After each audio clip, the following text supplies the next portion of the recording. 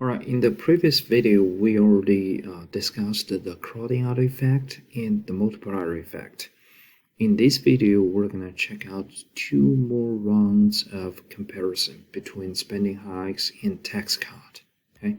Round 3, let's focus upon the efficiency of money spent. Okay? Here, I would encourage you to pause the video and think about, which fiscal policy would lead to a better use or more efficient use of money, spending hikes or tax cut. Okay. All right. Now, we know that in terms of the money spent, if we choose the spending hikes, that means we let the government to decide where to spend and how much to spend, right? If we choose the tax cut policy, that means the government would have to give the money back to the private businesses and households, and we, the people, decide where to spend and how much to spend, right? So that will give us the difference between these two policies, okay? Or another way to look at the difference. Now, for the efficiency of the government-led investment in our history, I believe you guys probably already heard, a lot of examples saying that, the government-led investment are pretty low efficient, okay? Or you probably heard about something called a bridge to nowhere, right? In other words, the government is building a bridge, where you cannot find people live, or you cannot find the cars driving on the road, and they build the bridge they build. So a lot of resources could be wasted. Okay? Now here I just want to give you several quick examples, okay, about the low efficiency of the government-led investment. This is a bridge in California. Okay, as you can see that on this side, on the right hand side of the valley, the original plan is to build the road so that the bridge will connect the two sides of the road, but that road was never built, okay, for some reason. So this bridge becomes totally a waste, okay, or idle. So in these days, people are actually using it for bungee jumping and other recreational purposes. Okay, so this again is just another example for a bridge to nowhere. Okay, and this is F-35, okay, the jet fighter, and I'm not sure if you guys know how expensive this is. Okay? And the cost per jet is actually over $100 million, okay? Or I should say it used to be, because now it has been brought down to I think 80 or 90 million dollars. But again, it's still the most expensive killing machine we ever created in history. Okay, it's super expensive, and over its lifetime, our government is gonna spend, again, you can guess that number, it's gonna be crazy. We're gonna spend $1.5 trillion on this F-35 project. So this includes, the R&D spending, okay, and the production cost, and the maintenance. We have to have a maintenance crew, right? And all kinds of expenses during its lifetime. Okay, again, $1.5 trillion. Okay, could the money be spent somewhere else? Would it be a better use of this $1.5 trillion? That might be a question, right? And another example here is, some of you, if you come from South Carolina, you probably would know this face.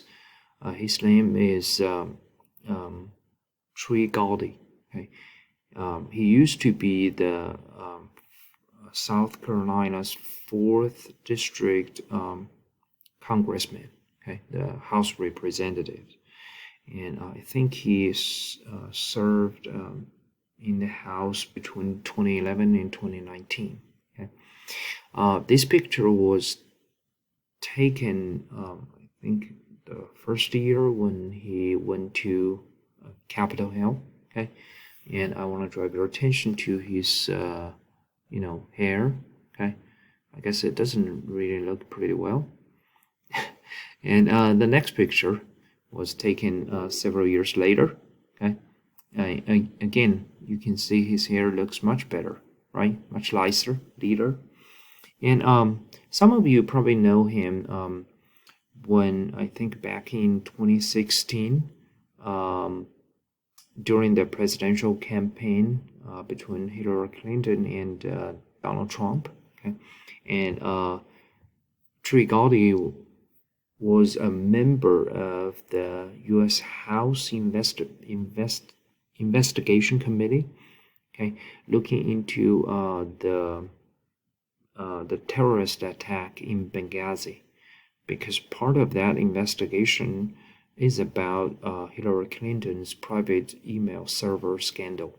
Okay, so that's why it caught a lot of media attention, and you saw Gowdy's face on these media. Okay. Anyway, again, let's come back and look at his hair. Why it looks much lighter after a few years serving as the U.S. House representative. You guys probably did not know this, but on the Capitol Hill, there's actually a hair salon. Okay, they just take care of our congressmen and women's hair, and over the years, we already spent $5 million, for this hair salon. Okay, and again, could the $5 million be spent somewhere else for better use? One more example. Another days in 2018. So when they do some remodeling for the Air Force One, they purchased the new refrigerators. The cost is $24 million. Oh my God, right? This is crazy. So again, when government spends money, we got to realize that because it's not government's money, it's actually the taxpayers' money, right? So when government spends someone else's money, they're not going to do that very carefully. Okay, so there might be a lot of issues or questions about the efficiency of the government-led investment. Okay. So I guess in this round 3, we could also say that Republicans win. Okay, because we believe if the government chooses to cut taxes and give the money back to private businesses and households, we're going to spend it more carefully, and we have a better idea of where exactly we should spend money. Okay, so that's round 3. However, we would dig deeper from there. Does that really mean it's always going to be better to give the money back to the private businesses and households to spend? Like, is that universally true? Is that in any places we believe that the government is just a terrible spender? Probably no. Okay. In some areas, especially when we look at the long-term developmental strategies, probably the private sector is not going to really spend on that. Now here we're talking about public education, infrastructure, environmental protections, etc. Now we find that in these areas there are 2 things going on, at least. Number 1, if we let the private businesses or households taking care of these, then they're going to face 2 things.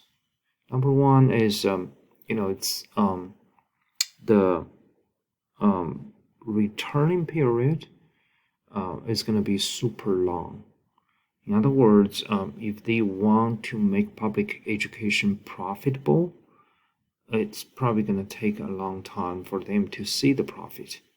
Or if you want to build a high interstate highway, as we just said, and make it profitable, you can still do that, right? You can build the toll booth and charge people whenever they drive through that road.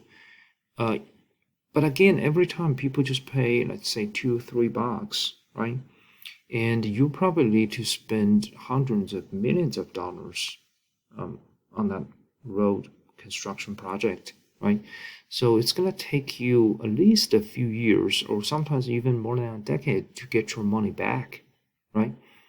Not to mention environmental protection. Again, that's even longer. We're talking about decades.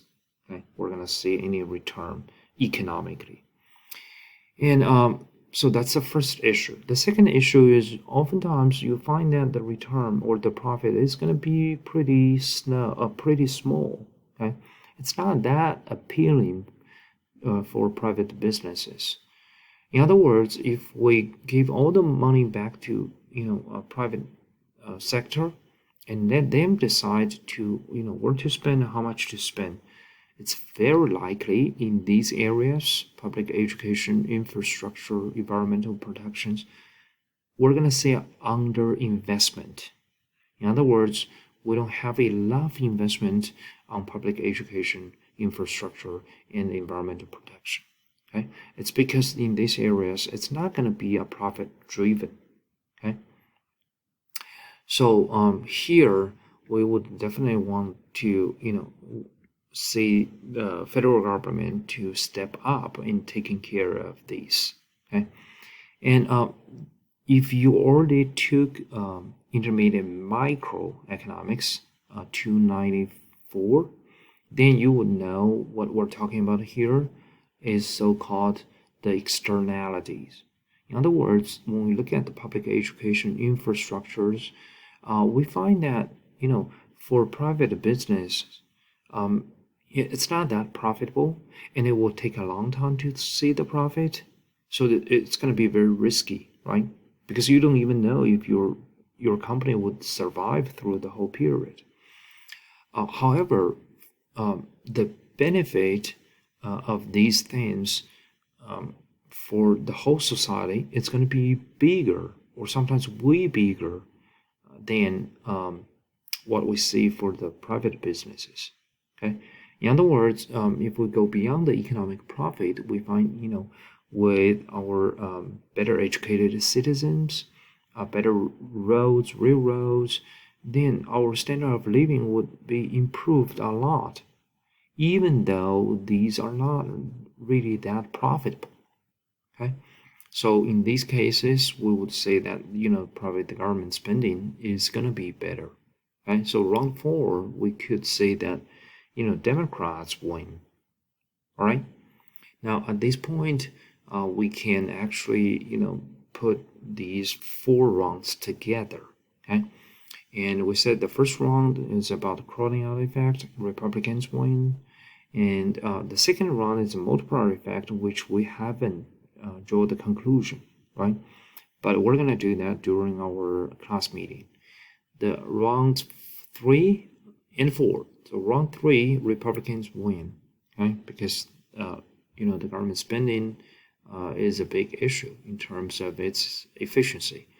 Round 4, Democrats win because, in terms of long-term developmental strategies, we want the government to take care of that. Okay. So again, during our class discussion, when we draw the conclusion for round 2, then we can put together and see, eventually who wins, who loses. Okay. And we would also check out the stimulus bills passed by the Congress in terms of the, coping with the pandemic, the crisis. Okay, so I hope these videos I made get you better prepared for our class discussion.